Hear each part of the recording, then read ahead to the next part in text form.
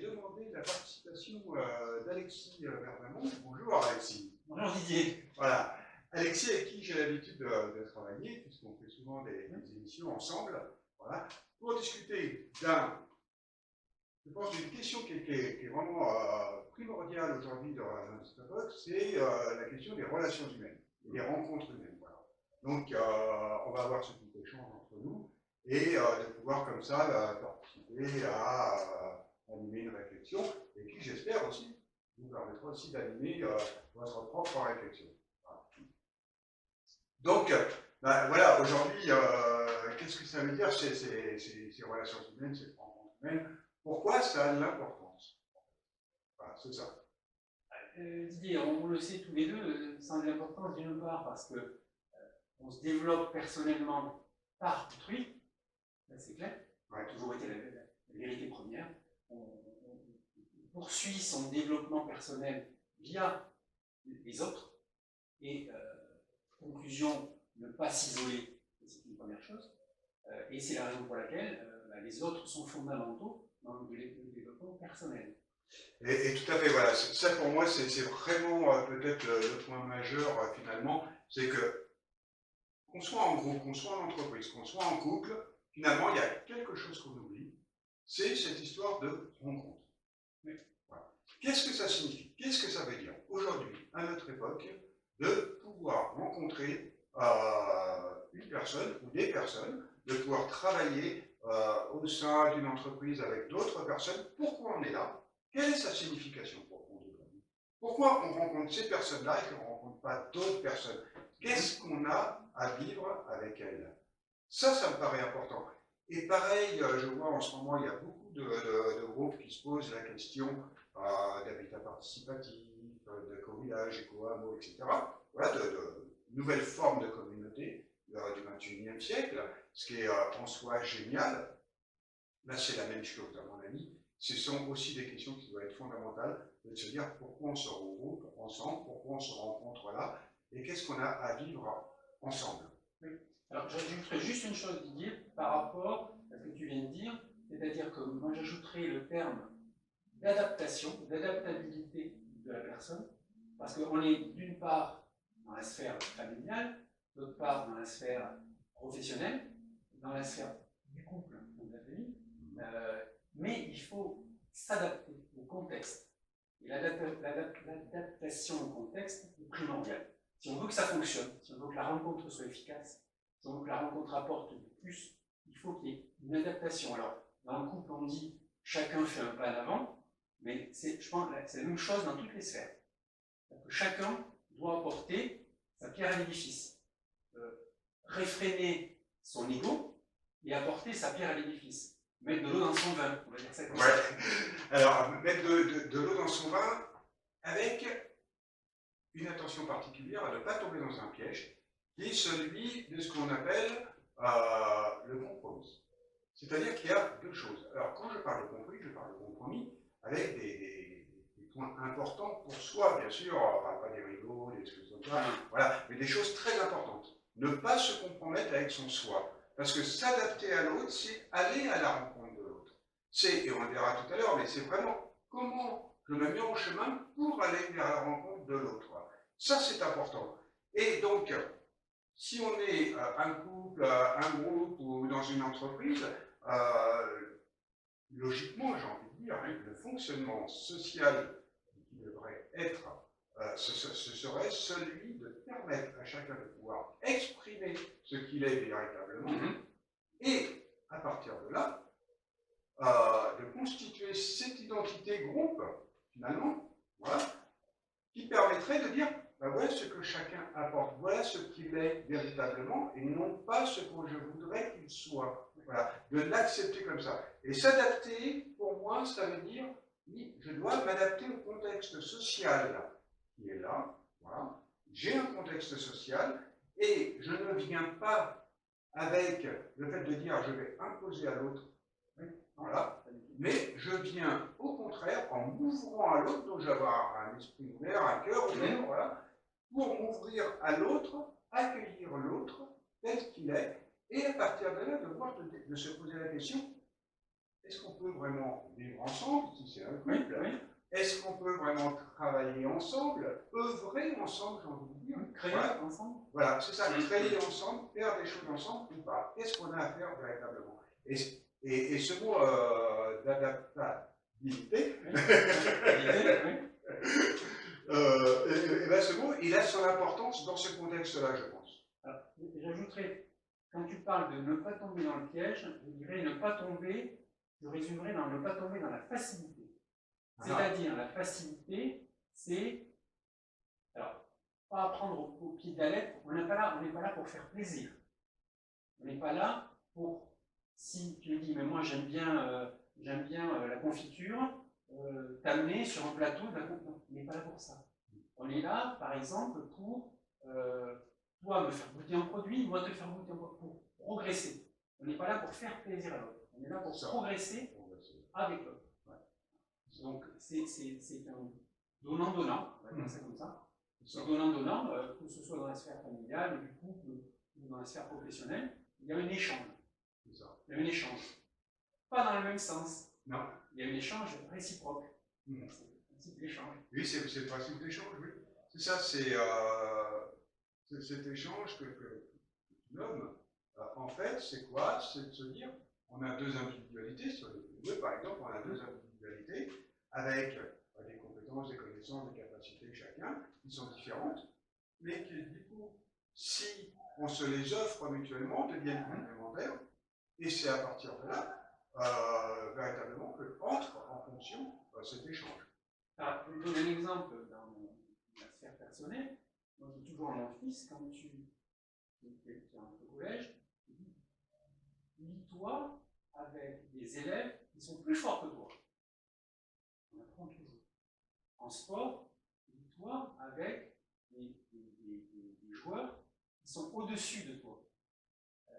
Et de la même façon, on parle d'adaptabilité, mais il faut être intelligent par rapport aux rencontres. C'est-à-dire qu'on ne rencontre pas des gens, on ne rencontre pas des comment on appelle ça, des clones. Le but n'est pas de rencontrer un clone qui ne va pas te faire progresser. Le but est de rencontrer quelqu'un qui est clone plus 1. Clone plus 2, c'est plus compliqué. Mais clone plus 1. Voilà. C'est-à-dire que lui va progresser, il va progresser autant que toi, parce que lui va s'apercevoir de la différence qui existe entre son niveau et ton niveau, il va t'aider à franchir la marche, mais lui, de son côté, il se lie avec du clone plus 2. C'est toujours pareil, il y a toujours une étape intermédiaire, une étape de un cran d'avance qui peut se réduire au fur et à mesure.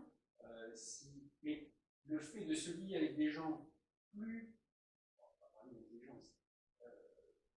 donc une connaissance supérieure à la sienne, fait progresser. De toute façon, fait progresser par rapport à la connaissance, et fait progresser parce qu'on s'aperçoit, on ne se pose pas la question de savoir est-ce que j'ai des compétences dans telle matière, est-ce que je suis doué dans telle matière. C'est l'autre qui va dire ah, moi j'ai mis 2 ans à apprendre ça, tu n'as pas compris tout de suite, tiens, il y a quelque chose. Tiens, cette matière-là, peut-être que je peux aller plus la perfectionner, parce que j'ai l'air de comprendre facilement une langue, ça peut être une langue, ça peut être une mathématique, ça peut être n'importe quoi, ou ça peut être la rencontre.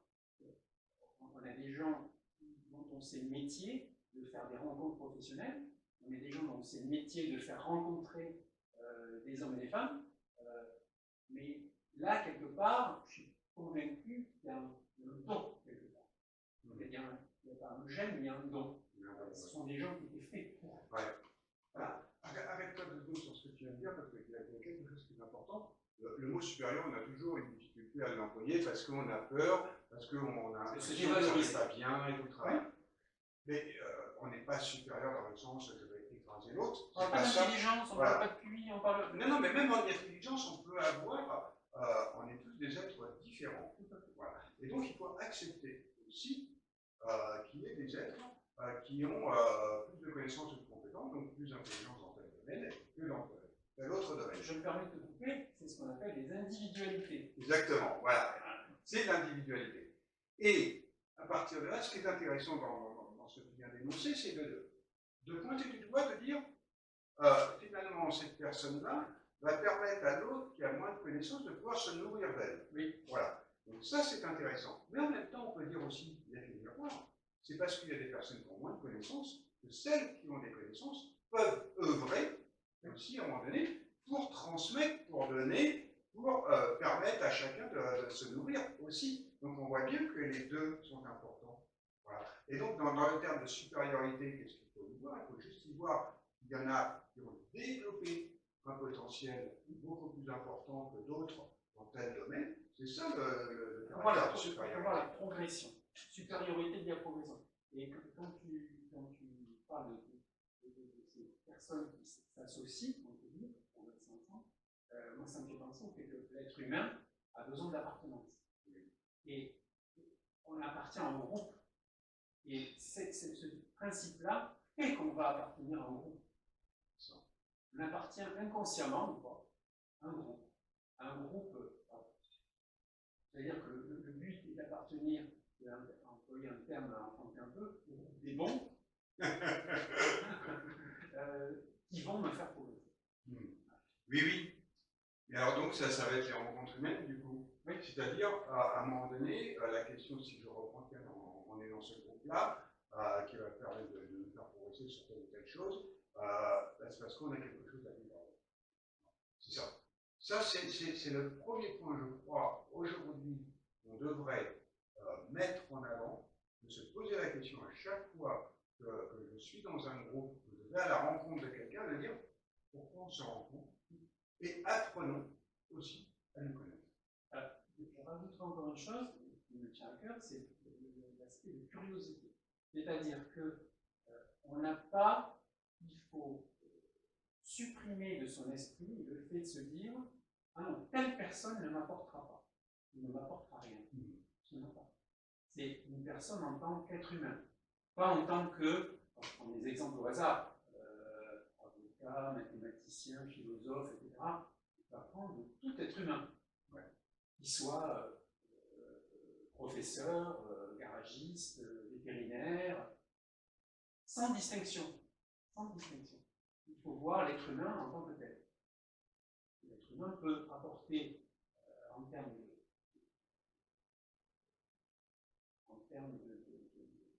qualité humaine dans la sphère interne, couple, famille ou autre, ou externe, professionnelle. Mais dans tous les cas, chaque être humain a sa pierre, peut apporter sa pierre à l'édifice, comme le colibri qui va porter sa pierre à l'édifice dans la forêt en feu. Voilà. Comme le colibri, ça veut dire que chaque être humain a une mission sur Terre et a quelque chose à remplir, et c'est ça qu'il va falloir tenter de découvrir, finalement.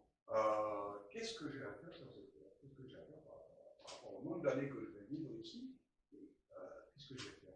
Est-ce que je fais du n'importe quoi et puis dans ce cas, je reste ou est-ce que j'essaie de comprendre ce qu'est ma vie, ce qu'est ma biographie présente et à venir, et dans ces cas-là, de dire, bah tiens, j'ai quelque chose à faire et j'ai envie de me sentir utile à l'autre, et à partir de là, je vais œuvrer dans ce sens. Voilà. Et donc, c'est un autre mot.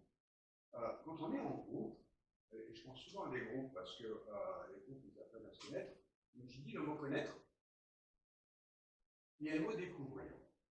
Et j'aime bien ce mot, souvent je l'emploie, parce que découvrir dans les deux sens. Il y a découvrir l'autre, qui es-tu, mais il y a aussi nous découvrir, et se découvrir.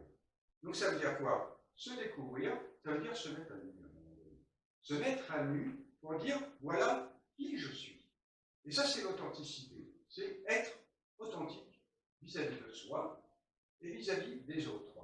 Et ça me paraît important dans un groupe que, au lieu de parler tout de suite de ce qu'on voudrait, tout de suite l'idéal, vers quoi on est là et ce qu'on devrait amener, etc., là, qu'on prenne ce temps aussi pour dire, t'es qui, toi?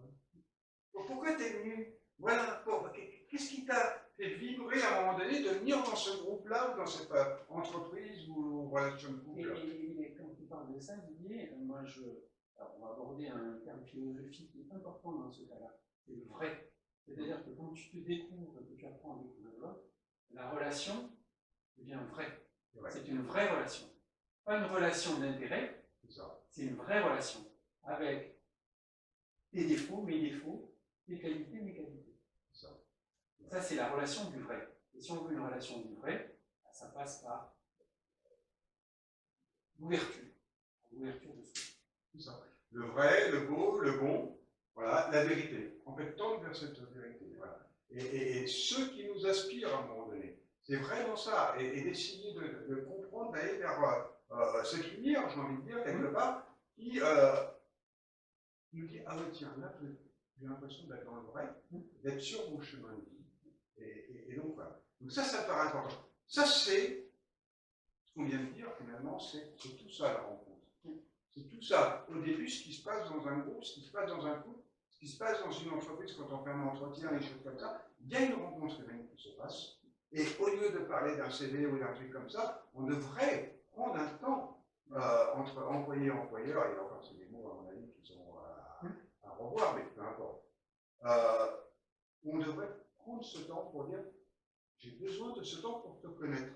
Commencer à me mettre en chemin pour te connaître. Voilà. C'est ça. Là où on prend plaisir à lire certaines offres d'emploi, c'est que parfois, largement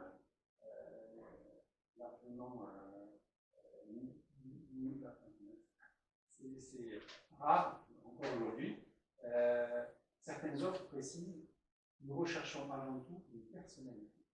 Et ça, c'est bien. Au-delà des compétences, on recherche avant tout une personnalité, c'est-à-dire quelqu'un qui va pouvoir travailler ensemble et qui va pouvoir s'intégrer. Ça, c'est une vraie offre d'emploi, c'est ça. C'est, on recherche quelqu'un, on va revenir à la sphère familiale, qui a les capacités, qui veut intégrer notre famille. Parce qu'on intègre une famille professionnelle comme on intègre sa propre famille. Et ce que je voulais ajouter par rapport à ce que je disais tout à l'heure, on est là sur Terre pour rencontrer, mais même si la personne que l'on rencontre n'est pas entre guillemets, la bonne personne, la personne idéale pour soi-même, il n'empêche que, appartenant à un groupe, on doit faire en sorte de faire bénéficier à telle ou telle connaissance de cette personne-là. Tiens, je pense que, alors Didier, effectivement, tu n'as pas trop matché avec cette personne-là, mais je pense que Jacques, ils vont bien s'entendre. Ouais. Donc, si c'est entre guillemets perdu pour certains, c'est pas perdu pour d'autres. Oui, c'est ça. C'est qu'on remet les choses à leur juste place. Alors, juste place. Voilà, ça, on ne tire pas un trait non. Sur une rencontre, ouais. On essaie de trouver l'individu qui va bien s'associer à cette personne-là. Et comme on s'ouvre, si chacun joue le jeu et s'ouvre. Exactement. Et donc ça veut dire que finalement toute rencontre est toujours utile. Oui. Voilà. Il n'y a pas de temps perdu à condition qu'on sait s'en servir. Voilà, oui. Dans un sens positif, bien sûr. Et toute rencontre est utile, et même je dis des fois, rencontrer des personnes pour qui on aurait des positions radicalement différentes, mais radicalement ça veut dire sa profondeur, sa racine, là, ça peut être utile dans le sens que ça nous renvoie à cet effet miroir de dire, ben, c'est surtout pas ça, voilà. Cette personne m'a permis de comprendre que c'était surtout pas ça que je voulais, ou pas ça que je pense, ou pas ça, ou pas ceci. Et donc, merci finalement, le cadeau de la vie, ça peut être un cadeau de la vie. Il faut juste à un moment donné être dans cette capacité de voir aussi pas toujours du noir, pas toujours du blanc, mais il y a du gris. Voilà. Et comment je transforme, comment je métamorphose en fait une situation. Ça me paraît vraiment important. Ça fait partie aussi des rencontres humaines. Alors, on parle de rencontres, j'extrapole avec les rencontres sportives, et c'est une chose. Quand les journalistes sportifs disent bien, pour la plupart, quand une grosse équipe, rencontre, par exemple, Agen, qui est largement une division inférieure, on dit qu'il faut que Paris respecte l'autre équipe, son adversaire. C'est-à-dire, respecter, ça veut dire quoi? Ça veut dire que si Paris allait à la capacité de gagner 10-0, il faut gagner 10-0. Ouais, c'est ça le respect. Le respect, c'est être vrai. C'est faire en sorte de faire progresser l'autre. C'est-à-dire que à l'arrivée, finalement, on pensait qu'on avait progressé, finalement, on est quand même loin du niveau. On est quand même loin du niveau, mais on a beaucoup appris. Et le respect, c'est d'être soi-même. C'est d'être soi-même par rapport à l'autre. Voilà, c'est ce que je dis. Voilà. S'ouvrir, c'est le vrai. C'est rester dans le vrai. Voilà. Pas dire, oh, le pauvre, on ne va pas le massacrer, on va gagner un tout petit but, on va être un peu maladroit. Non, ça, c'est pas le respect. Ça, ça paraît important. Et donc, le respect aussi, du coup, puisque tu me tends la perche, hein, comme tu le respect aussi, là, on va le retrouver une fois qu'on est dans cette rencontre, après, et qu'on est au sein d'un groupe, par exemple, si je reprends le groupe, c'est de se dire, c'est quoi notre identité? Comment on va construire notre identité? Et qu'est-ce que ça veut dire, une identité de groupe? Et là, j'avoue que, j'aime bien des fois rentrer un peu dedans comme ça. Il y a vraiment des choses qui m'énervent dans la vie. Voilà. C'est que, combien de fois j'entends des gens qui critiquent, et quand ils se retrouvent dans les groupes, qu'est-ce qu'ils oublient de faire? De dire, tiens, nous sommes 5, 6, 7, 10, 20 personnes, dans ce groupe-là, finalement, c'est une identité qu'on ne peut pas retrouver dans un autre groupe. Et c'est ça. Et là, il y a une véritable erreur qui est faite, de dire, on va fonctionner comme ci, on va fonctionner comme ça. C'est-à-dire qu'on prend modèle sur les autres, finalement. Et on uniformise, finalement, toute la société comme ça. Comme si toute la société, tous les groupes devaient fonctionner comme ça. Et là, il n'y a pas d'identité de groupe. La véritable identité de groupe, c'est celle qu'on va forger, celle qu'on va aller à la découverte des individualités, pardon, voilà, et à partir de là, va émerger une identité qui va dire, celle-là, c'est la nôtre. Nous, on fonctionne comme ça, nous, on pense comme ça, nous, on agit comme ça, nous, on fait comme ça. Voilà. Sans se soucier véritablement de dire on va travailler en sociocratie, en démocratie, en machin, en milieu, en truc. Non, c'est pas ça. Quand tu parles d'uniformiser, si on veut uniformiser, ça veut dire qu'on veut masquer la force du groupe. On ne va pas parler politique, mais l'uniformisation sert à tuer la force du groupe. Et quand tu parles de groupe, il faut aussi entrevoir le fait que dans un groupe, c'est pas un gros mot, il y a toujours un leader qui émerge.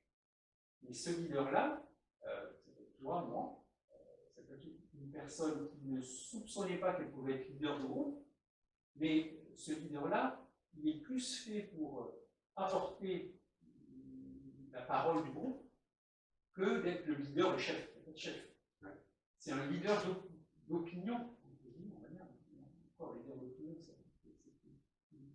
Mais c'est un leader d'idées. C'est un leader d'idées. Mais ce leader-là n'est pas nocif. Ce leader-là, il est utile, il est naturel. Il est naturel. Et c'est très bien que tu emploies le mot leader, parce que là aussi, ça fait peur. Or, en référence à quelqu'un, il dit nous sommes tous des leaders.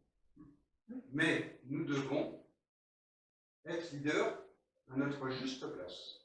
Et donc, il va y avoir des leaders en informatique, des leaders en ceci, des leaders en cela, ce qui va faire le groupe, voilà. Et puis, il y a un leader qui va être aussi de stimuler un groupe, d'accompagner un groupe, voilà. C'est ça, c'est à chacun de trouver sa place et d'être leader de soi-même, finalement, pour amener à l'autre. Et c'est ça l'identité du groupe, parce que je reviens là-dessus qui me paraît fondamental aujourd'hui, c'est de trouver son propre fonctionnement, de trouver sa propre force, de trouver ce qui va faire son originalité, ce qui va faire sa spécificité, ce qui va faire sa singularité. Nous sommes tous des êtres uniques et indivisibles. Enfin, donc c'est une individualité que tu parlais tout à l'heure. Voilà. Donc il y a l'individualité, un groupe est fait d'individualité, et ces individualités, et là je dis quelque chose souvent qui choque un petit peu, mais pourtant c'est bien une réalité, un groupe, c'est pas 1 plus 1 plus 1 plus 1 plus 1, c'est une erreur fondamentale, voilà, parce que les êtres humains ne s'additionnent pas. Un groupe, c'est 1 et 1 et 1 et 1. C'est la diversité de chacun, la singularité de chacun et la complémentarité du groupe qui, à un moment donné, va faire cette identité du groupe. Et ça veut dire quoi? Ça veut dire que chacun doit trouver sa juste place au sein du groupe, être reconnu, donc on va voir tout à l'heure comment ça fonctionne, mais être reconnu en tant que tel et pouvoir se dire ah oui, j'existe. Voilà. Mais quand chacun peut dire au sein d'un groupe ah oui, j'existe en tant que groupe, je suis, et je suis reconnu et accepté par rapport au groupe, là déjà il y a eu un grand pas de fait. Voilà. Et ensuite, quand émerge cette identité de groupe et que chacun arrive à dire ah non, ça c'est nous. On arrive au nous, du coup. Voilà, on n'est plus dans le jeu, on est dans le nous. Et le nous représente les individualités de chaque jeu. Voilà. C'est quelque chose de très très difficile à réussir à faire. C'est un long chemin pour y parvenir. Voilà. Mais à mon avis, quand on est sur ce chemin-là, il y a quelque chose qui se passe, c'est que déjà les conflits, non seulement ils sont diminués, mais quand ils arrivent, on a la force, on a les outils pour faire en sorte que ce conflit ne soit pas négatif, qu'on sache le gérer, qu'on sache le métamorphoser, pour ensuite que ça devienne positif. Et c'est ça, et de faire grandir le groupe ensemble. Donc voilà. Et ça paraît, après cette rencontre humaine, intervient l'identité du groupe, comment on arrive à faire en sorte qu'un groupe ne soit pas pareil que l'autre, ne soit pas uniforme à l'autre. Si on avait ça, mais ça serait la richesse. Alors là, je vais rentrer dans notre univers actuel, c'est-à-dire la pandémie, Covid, etc. Demain, va-t-on beaucoup plus travailler en télétravail? Certainement. Ouais. Certainement. Ce qui veut dire que tout ce que tu viens de dire va être beaucoup plus compliqué à mettre en œuvre. Peut être mis en œuvre. C'est beaucoup plus compliqué parce qu'il n'y a pas le côté, on n'est pas l'un à côté de l'autre. On est l'un face à l'autre à travers un réseau. Donc il n'y a pas ces sensations.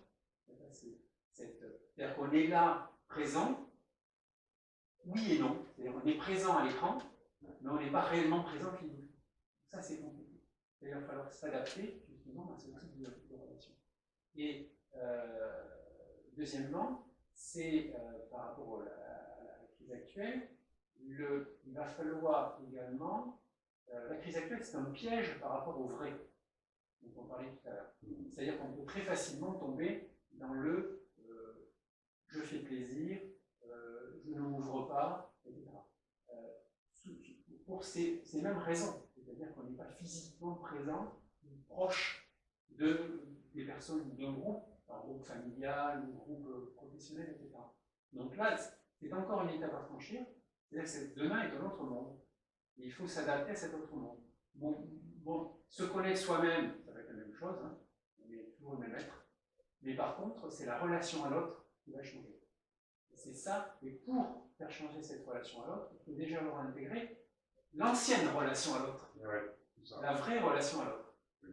C'est-à-dire que si on est, voilà, c'est comme à l'école, hein, si on n'a pas fait sa maternelle et son primaire, on va directement passer en 6e. C'est très compliqué. C'est très compliqué.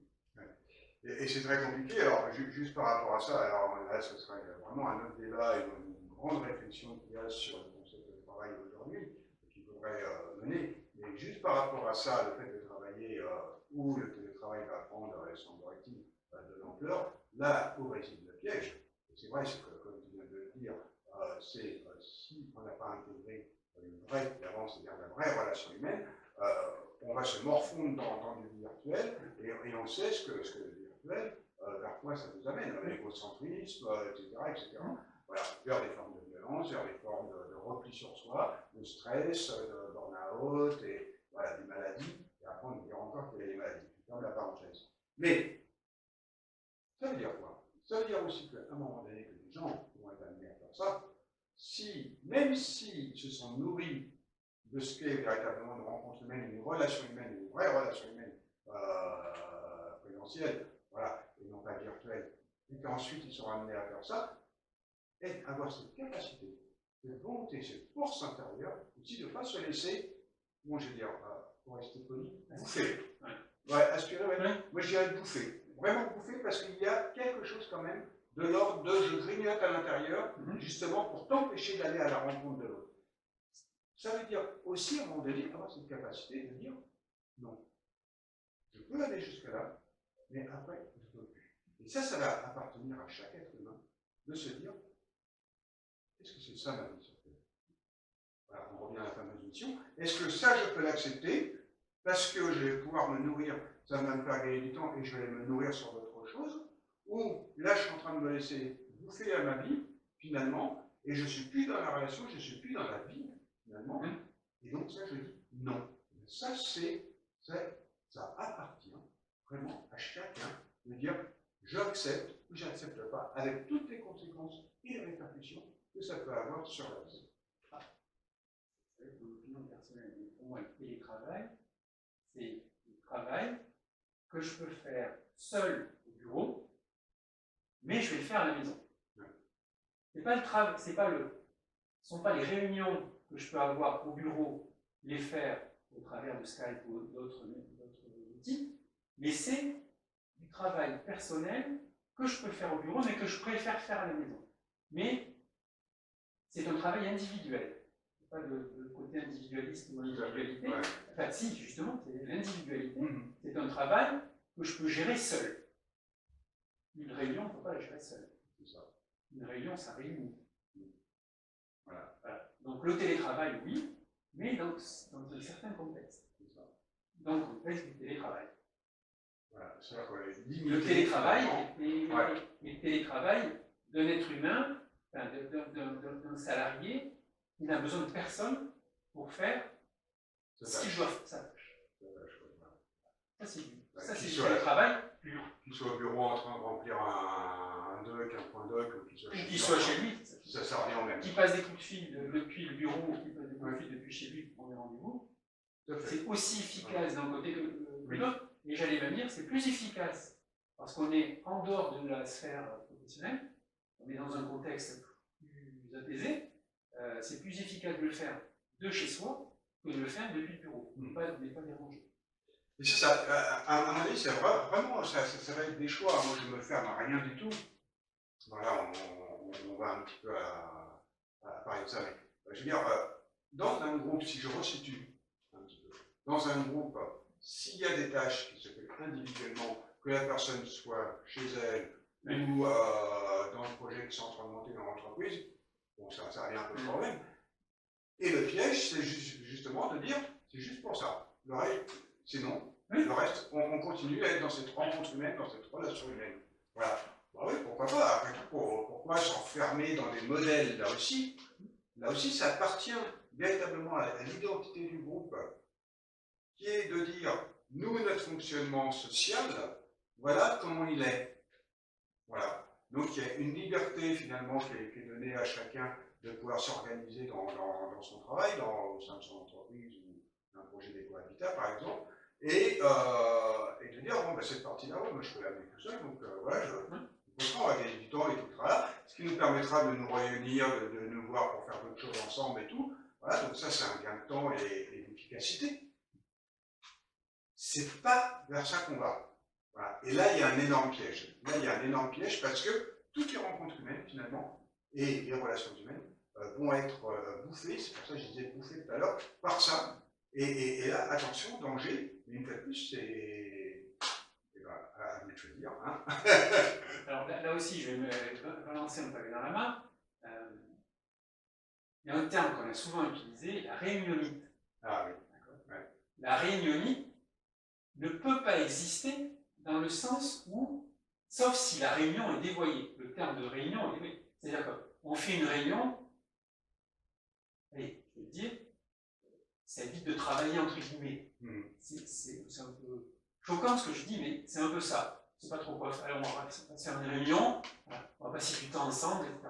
Alors que la réunion, c'est ce qu'on disait tout à l'heure, est une réunion d'êtres humains qui sont là pour progresser, pour avancer.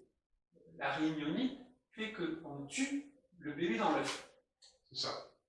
Donc, demain, on risque d'avoir une télétravaillite, tout comme on a de la réunionite. Il faut tomber dans ce piège-là. On est tombé déjà dans la réunionite facilement, parce qu'on a trouvé ce moyen-là pour sortir un peu du contexte travail pur, c'est-à-dire travail efficace, pour pas trouver dans la télétravaillite. Voilà. C'est très important de se dire qu'on a fait l'erreur une fois, ne faisons pas l'erreur une deuxième fois, donc définissons très précisément le cadre du télétravail. Et le télétravail, c'est ce qu'on disait tout à l'heure, c'est pour faire ce qu'un salarié peut faire seul. Une tâche qu'il peut effectuer seul, de chez lui, du bureau. Donc, conclusion, fragile. Ouais. Et tu vois, tu parles de réunionite, de télétravail, mais tu mets en lien avec le télétravail, mais la réunionite, finalement, c'est pareil, quand les gens se réunissent, il y a un ordre du jour. Oui. Il y a un ordre du jour. Et ce mot-là, on l'a oublié. Ça veut dire que, généralement, on reçoit une convoque, on reçoit ça par téléphone, voilà, et on dit aux gens, tiens, on va se réunir pour tel sujet, tel sujet, tel sujet. On a préétabli des sujets, des thèmes pour lesquels on va se réunir. Et on arrive à la réunion, et là, on n'a pas cette capacité, à un moment donné, de dire, je reste dans le cadre de la réunion, ce pourquoi on s'est réunis, ce pourquoi on a demandé à chacun de se déplacer pour se rencontrer. Voilà. Et c'est quand même dommageable, et c'est quelque part irrespectueux, parce que faire venir quelqu'un, alors que cette personne est venue pour parler de ça, et que finalement on va parler d'autre chose, c'est pas juste. On n'est pas dans le juste, on n'est pas dans le vrai. Voilà. Donc, quand on fait une réunion, on se tient à la réunion. Et si à la fin de la réunion, il y a d'autres thèmes, à un moment donné, on les posera pour une autre fois, tout simplement. Voilà, la vie ne s'arrête pas d'un seul coup. Donc c'est ça. Et ça, on a oublié. On a oublié aussi que quand on se réunit au sein d'un groupe, au sein d'une entreprise, eh ben, c'est aussi respecter ce pourquoi on se réunit. Et d'aller jusqu'au bout du processus. Il y a qu'à demander beaucoup de temps, mais au moins de rester dans le cadre. Voilà. Et ça, c'est vraiment très important. Donc, c'est toujours des cadres, et à l'intérieur, il y a un cadre, voilà, il y a une organisation. À l'intérieur de cette organisation, il y a de la vie, bien sûr, il faut de la vie, voilà. Mais, voilà, on reste dans ce cadre-là, et on reste dans ce fait de dire, c'est ça aussi notre identité. C'est ça aussi qui va faire que on se forge quelque part, on forge ce groupe pour permettre qu'on ne parte pas dans des réunionites où finalement quand on s'en va de la réunion, tout le monde est déçu parce qu'il n'y a rien de réglé. Qu'est-ce qu'on n'a pas été. Et le temps qu'on a perdu. On a perdu du temps. Et là vient se rattacher le thème du leader qui sait gérer, cadrer sa réunion. C'est ça. On n'organise pas une réunion au dernier moment. Une réunion, la base d'une réunion, ce sont des remarques, ce sont des questions qui ont été posées par certaines personnes de l'entourage professionnel, où on se dit, tiens, je crois que ça n'a pas été clair, il faut qu'on recadre le sujet et que tout le monde reparte de cette réunion-là en ayant bien compris ce qu'on voulait dire par stratégie commerciale, par exemple. Donc la réunion a un objectif clair et précis, on ne sort pas du cul. Voilà. Et donc du coup, ça veut dire quoi? Qu'est-ce que tu es en train de dire? D'ouvrir une porte sur le fait qu'au sein d'un groupe, chacun a un rôle. Voilà. Chacun a un rôle de leader, mais chacun va avoir un rôle. Il y en a un qui a, et c'est vraiment très intéressant d'étudier les groupes comme ça, de se mettre un peu en recul d'un groupe, par exemple quand je fais de l'accompagnement de groupe, et puis de les laisser ensemble, et moi de prendre ce recul et de regarder un petit peu ce qui se passe. Et qu'est-ce qu'on voit? Il y en a un justement qui est vraiment dans l'organisation, par exemple, voilà, le leader de l'organe. Et puis, il y en a un autre, alors lui, son rôle, c'est toujours d'aller titiller, ouais, mais je suis pas d'accord, voilà. C'est un peu comme les 7 nains, hein, tu vois. Et puis, il y en a un autre, au contraire, lui, c'est toujours en train de poser des questions, comme s'il n'avait jamais rien compris. Mais c'est pas vrai en plus, mais c'est dans sa nature. C'est dans sa nature. C'est là que je veux en venir. On a chacun une nature, et dans cette nature-là, eh ben, il faut qu'elle puisse s'exprimer au sein du groupe. Et c'est ça, cette diversité et complémentarité qui va faire la richesse du groupe, c'est que dans notre fonctionnement, on a chacun ça. Et donc, si on repère les places de chacun, finalement, et qu'on les met vraiment en valeur, qu'on les valorise, du coup, et ben, ça donne cette identité, ça donne cette richesse de ce groupe-là. On peut en rire même. Je vais reprendre une autre image que tu viens de dire. Moi, j'ai eu l'occasion de faire il y a quelques années au Canada du Prénom. Alors, comment ça fonctionne? Un attelage. Il y a un leader. Un leader, un chien leader. Il est dans un attelage de leader. Ensuite, sur les côtés, on a deux chiens, ou plus, hein, suivant l'attelage, des chiens de gauche. Les chiens de gauche, ils ont le côté gauche beaucoup plus costaud pour pouvoir faire en sorte que l'attelage aille droit. Les chiens de droite, la même chose, ils ont leur côté droit. Etc. Et au centre, on a des chiens qui sont là uniquement pour que les cordes qui relient chaque chien restent tendues. C'est-à-dire que eux, leur boulot, c'est ça. Il faut que la corde reste tendue entre les chiens. Donc chacun a son propre rôle. Il y a le leader qui est devant. Et sur les côtés, on a les ailiers, on va dire ça comme ça, si on prend le sport. Et au centre, on a un peu ce qui est le barreur à l'aviron. C'est-à-dire, quelque part, c'est presque lui qui est le pivot, puisque c'est lui qui évite que tout s'en mêle, en définitive.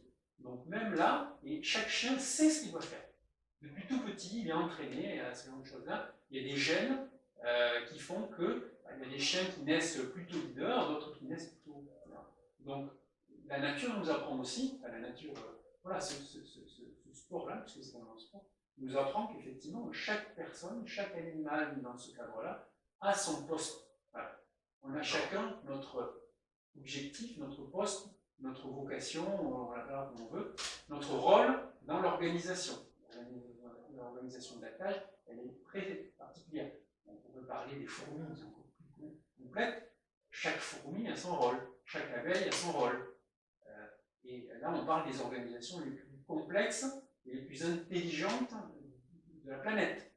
L'organisation des fourmis et des abeilles, c'est une organisation hyper pointue. Ouais, c'est ça. Mais alors, du coup, ça amène à une question aussi, en tout cas une réflexion, de dire, s'il y a 10 personnes dans un groupe, et là aussi on peut, je le fais aussi dans mon travail, et à l'extérieur de mon travail aussi, de voir quand il y a des personnes qui sont comme ça, qui sont réunies, voilà, ils discutent, il se passe un certain temps, donc ce groupe-là, il est là, et d'un seul coup, il y a une personne qui s'en va. Voilà. Qu'est-ce qui se passe? C'est plus le même groupe. C'est un autre groupe. Voilà. Qu'est-ce que ça veut dire? Ça veut dire que quand on monte des projets, quand on est dans un travail, du coup c'est un peu différent, et ben, si on est à 10 et qu'à un moment donné, après un mois, un an, 10 ans, je ne sais pas, il y a une personne qui va s'en aller de ce groupe-là, elle s'en va, le groupe se resserre, ça veut dire qu'il faut repenser. Il faut reprendre un temps pour repenser ce groupe, comment il va fonctionner, sa nouvelle identité.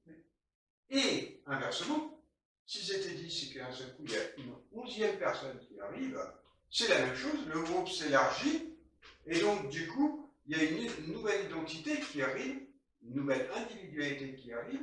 Il faut aussi que cette individualité s'intègre dans ce groupe, mais que le groupe fasse place à cette nouvelle personne pour qu'elle trouve sa juste place, finalement. Et donc là, une fois de plus, il y a une nouvelle identité de groupe qui va naître. Voilà. Ça veut dire quoi? C'est qu'il faut, quand on est dans les relations humaines, dans les rencontres humaines, ne jamais s'enfermer sur un dogme ou sur encore une idéologie, par exemple, voilà, mais être dans la vie, et de toujours comprendre cette chose-là, c'est que d'une part, quand il y a des gens qui sont bons ou qui viennent il y a quelque chose qui se passe, mais également, à l'intérieur du groupe, même s'il reste à 10 ce groupe, il y a quelque chose qui se passe, c'est qu'on évolue tous. On s'enrichit tous les uns des autres, c'est ce que tu disais tout à l'heure. Voilà. Et donc, en s'enrichissant, le groupe grandit ensemble. Il se passe des choses. Et donc, l'identité du groupe aussi, à un moment donné, il y a quelque chose d'autre qui va émerger. Et là, il faut être aussi dans la vie, dans la conscience, pour se dire, qu'est-ce qui est en train de se vivre? Vers quoi on va ensemble? Voilà. Par rapport à tout ce que tu viens d'énumérer, Didier, il y a une conclusion qui est évidente. Un groupe ne se forme pas au hasard. Non. Le hasard n'existe pas pour moi. Je suis non plus carré. Un groupe ne se forme pas au hasard, d'une part. Et d'autre part, si, lorsqu'on forme un groupe, on n'a pas bien intégré chaque individualité et que chacun ne s'est pas dévoilé, ne s'est pas ouvert à tous, le groupe peut capoter. Exactement. Parce qu'il y a une personne, je reviens sur mon chien qui tend la corde, qui a dit, moi je ne sais pas tendre la corde. C'est ça. Tu sais, oui, je sais la tendre. Tu l'as fait souvent? Ouais, ça fait des années que je fais ça. Faux. C'est pour se faire valoir, mais se faire valoir, c'est pas bon dans nos groupes. Oui, Le but n'est pas de se faire valoir. On revient sur le mot que tu disais tout à l'heure, le vrai. Le vrai, voilà. L'authenticité, voilà, le vrai. Et je fais un petit parallèle par rapport à la situation actuelle du Covid. Il faut savoir que toutes les pandémies, depuis la grande pandémie de la peste, etc., ont bousculé toutes les idéologies, bousculé toutes les habitudes. Et les pandémies ont fait avancer le monde, quelque part. Parce que justement, elles ont bousculé les choses bien ancrées, efficaces ou pas, mais si elles ont été bousculées, qu'elles ont changé, c'est qu'elles n'étaient pas si positives que ça à la base. Mais les habitudes de fonctionnement, etc., c'est très dur quand c'est ancré, c'est très dur à modifier, à changer. Donc, quelque part, c'est ce type de situation, difficile à vivre, mais amène à progresser. Oui. La vie progresse, le monde progresse, l'individu progresse. Ça s'appelle quoi? Ça s'appelle des épreuves de la vie. Des épreuves de la vie. C'est des épreuves de la vie, et c'est vraiment, on en souffre. Et moi, je fais toujours une distinction entre l'épreuve, oui, souffrir, oui, parce qu'on souffre tous les jours, bien sûr. Par contre, ne pas se torturer. Oui. Alors, là, je reviendrai sur, je crois que c'est Confucius qui disait, tomber 6 fois, se relever 7. Ah, oui. Hein, ça veut dire quoi? Il y a une notion là, à laquelle je pense, il y a la notion de courage aussi. C'est-à-dire que si on participe à des épreuves, si on participe à des épreuves de la vie, il faut aussi cette notion de courage dans le groupe.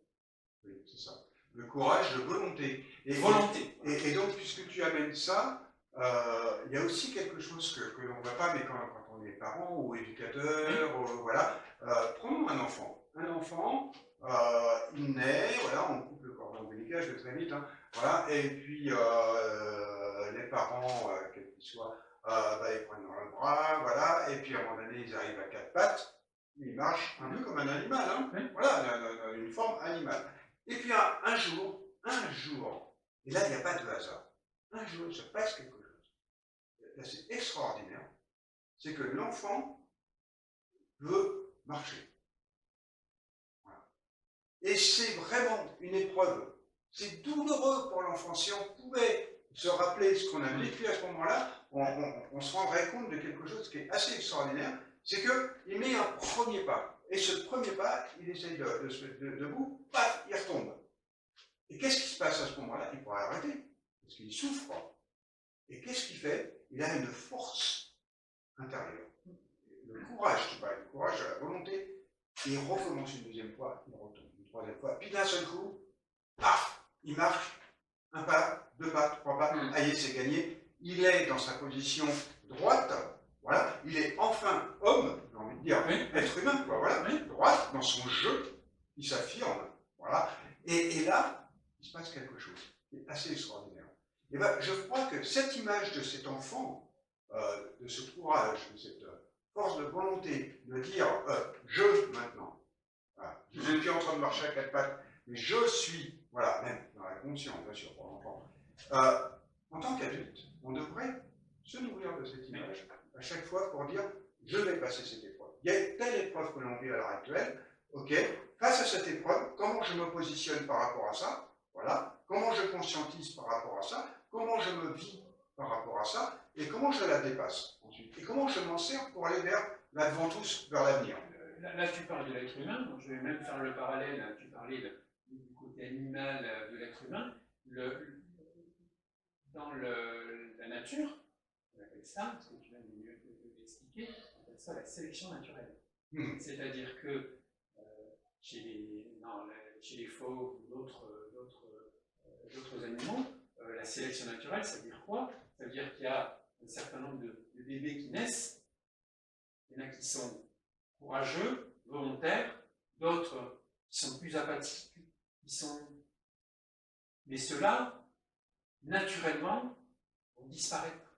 Et la mère va laisser la nature faire, parce qu'effectivement, il faut des bébés qui vont grandir, mais qui vont vivre dans un contexte difficile, avec des prédateurs pour certains, donc il faut qu'ils soient forts. Et c'est la nature qui apporte la force. Donc si à la base, la nature a décidé que cette petite chose, cette petite boule de poil, ne pourrait pas survivre, la mère laisse faire la nature. Donc c'est un peu dans le même état d'esprit. C'est-à-dire que c'est la volonté, c'est le courage, c'est l'abnégation, c'est voilà. Mais elle est à la naissance. On n'apprend pas ce genre de choses. On peut le développer. Mais, voilà. Mais à la naissance, voilà. C'est très bien entendu pour le. Alors il y a quand même une énorme différence entre un animal et un être humain. C'est que l'animal, bon, il a beaucoup de ressentis, bien sûr. Oui. Voilà. Par contre, il a une chose qu'il n'a pas, que seul l'homme a. C'est la conscience, c'est la pensée. Ah oui. Voilà, c'est ça. Et c'est ce qui nous différencie finalement. C'est finalement l'esprit qui est en nous, qui nous permet à un moment donné, par cette pensée, puis aussi élever la conscience, qui va permettre justement de pouvoir accompagner tout un tas de processus, y compris par rapport aux plantes, y compris par rapport aux minéraux et à l'animal, voilà, qui eux n'ont pas tout ça. Voilà. Donc, chacun est dans sa propre sphère. L'animal délègue, on va dire ça comme ça, il délègue à Mère Nature le fait de faire une sélection. Peut-être, ouais, voilà. C'est une délégation. N'ayant pas la conscience pour réfléchir, c'est une délégation. Voilà. Donc c'est ça. Et donc ça, c'est quand même important. Alors, quand on voit tout ça, finalement, après on se dit, mais bon, c'est bien, hein, ok, on a tout ça, et puis comment on fait, finalement? Et là, j'aimerais avec toi aborder un autre point qui me paraît important. Après, il y a une vingtaine d'années qu'on m'a, un peu plus même, voilà, qu'on m'avait abordé ce point-là, et il m'a fallu du temps pour le comprendre, où cette personne m'avait dit, il y a ce que l'on veut, il y a comment je me mets en chemin. Voilà. Et au début, je n'avais pas bien saisi tout ça, voilà. Et aujourd'hui, je le mesure ô combien c'est important, ô combien c'est capital. C'est-à-dire, il y a le quoi, qui est une chose, il y a le comment. Et le comment est aussi important que le quoi. Je vais prendre un exemple. Souvent dans mes groupes, je prends toujours le même exemple, vous avez tellement d'exemples, et là, voilà. J'ai faim, on peut dire j'ai faim, voilà, qui est une expression. J'ai faim, qui est une autre expression. On peut dire j'ai faim, qui va être encore une autre expression. C'est trois façons différentes d'exprimer la même chose. Voilà. Et ça me paraît important aujourd'hui, de mettre le comment, non pas en avant, plus en avant que l'autre, que le quoi, mais au moins sur un pied d'égalité. Au moins en disant, je ne peux pas me passer du comment, le quoi ne suffit plus aujourd'hui. Le quoi ne suffit plus. Et le comment, on est dans les relations humaines. C'est-à-dire qu'on est dans cette sphère sociale de l'être humain, entre le cœur, poumon et la circulation sanguine qu'on nous dit très souvent, il n'y a pas pour faire très très court, c'est ça. Et bien, si cette partie-là, on ne la développe pas au sein d'un groupe, au sein d'une entreprise, au sein d'un couple, il va se passer des choses gravissimes. Voilà. accident, on va mourir, mais je veux dire, Oui. des choses graves dans le sens où il y a Échec. des échecs, des conflits à pu en finir, enfin voilà. Et puis on va pas être dans l'authenticité, dans le vrai, dans le beau et le bon. Donc, à partir de là, ce comment doit être mis en avant. Et ça veut dire quoi? Comment? Ça veut dire comment je me mets en chemin, comment je vais à la rencontre de l'autre. Si je suis dans un groupe, il y a une rencontre humaine, et bien oui, j'ai envie d'y aller, mais comment je vais m'y mettre? Comment je vais avancer avec tout ça? Et quels sont les outils qui sont à ma disposition pour y parvenir?